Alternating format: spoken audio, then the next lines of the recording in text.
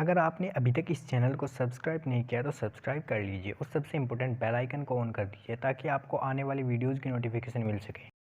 Newton's law of motion, Newton के गति से संबंधित 3 नियम दिए जो इस प्रकार हैं।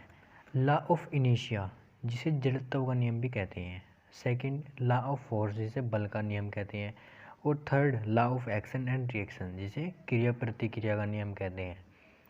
तो लॉ ऑफ इनर्शिया, जिसे जड़त्व का नियम कहते हैं, ये इसकी डेफिनेशन इस प्रकार है कि इस नियम के अकॉर्डिंग या इस नियम के अनुसार यदि कोई वस्तु रेस्ट पर है तो वह रेस्ट पर रहेगी, और यदि कोई वस्तु मोशन में है तो वह मोशन में रहेगी जब तक कि उस पर कोई बाह्य बल कार्य न करे या उस पर कोई बाह्य बल न लगाया जाए। ये हम अपने दैनिक जीवन में भी देखते हैं कि कोई भी वस्तु अगर हमारे सामने यदि रखी है और अगर हम उसी पर बल लगाएंगे तो तभी तो वह मोशन में आएगी। इसके अपोजिट, यदि कोई वस्तु मोशन में है तो जब तक हम उस पर कोई फोर्स न लगाएं तब तक वह मोशन में रहेगी, रेस्ट पर नहीं आएगी।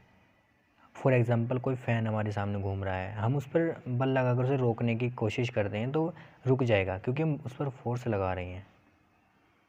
न्यूटन ने सेकंड नियम, बल का नियम दिया, जिसे लॉ ऑफ फोर्स कहते हैं। तो इसकी डेफिनेशन है वो इस तरह लिखेंगे, इस नियम के अनुसार या इस नियम के अकॉर्डिंग किसी वस्तु पर लगने वाला फोर्स या बल संवेग परिवर्तन की दर के बराबर होता है। मतलब किसी वस्तु पर जब हम कोई फोर्स लगाते हैं तो वह जो संवेग परिवर्तन की दर होगा उसके इक्वल होगा। तो इसे हम इस तरीके से प्रूव करेंगे।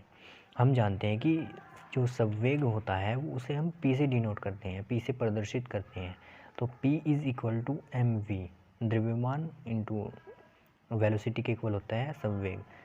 तो इनका डिफ्रेंशिएशन करेंगे दोनों तरफ से, dp upon dt is equal to m, जो का तो रहेगा क्योंकि m एक मास है, कांस्टेंट रहेगा। v का डिफ्रेंशिएशन जब हम करेंगे तो dv upon dt।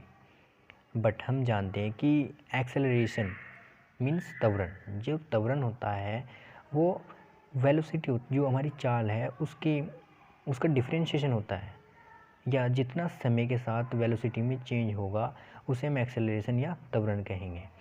For example, कोई हमारे सामने गाड़ी चल रही है तो उसका जो वेलोसिटी है वो बार बार चेंज हो रहा है समय के सापेक्ष, तो वो उसका त्वरण कहलाएगा।